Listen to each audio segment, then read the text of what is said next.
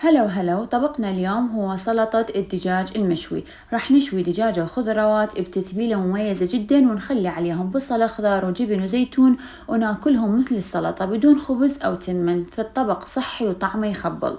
الدجاجة كيلو تقريبا، قطعتها 8 أقسام صغيرة، عصرت عليها ليمون وخليت عليها بصل شرائح. وهسه راح أبدي أسوي التتبيلة.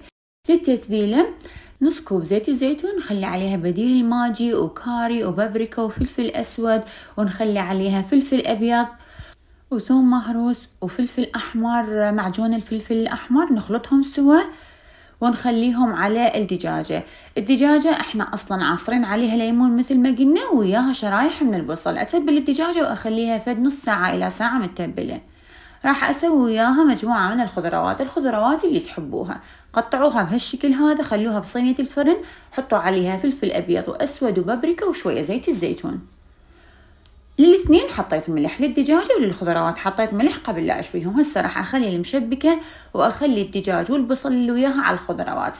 شوية من تتبيلة الدجاج راح تنزل على الخضروات أثناء الشوي. هسه ألفهم بورق الزبدة وبالسيليفون، وأدخلهم الفرن على درجة حرارة 280 من فوق وجوا لمدة ساعة وربع إلى ساعة ونص، وبعدين أخليهم 10 دقائق حتى الدجاج يتحمر.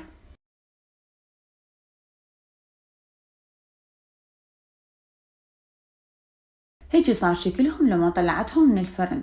هسه راح اخلي وياهم شوية بصل اخضر على جبن زيتون، شنو تحبون تضيفون انتو للطبق براحتكم.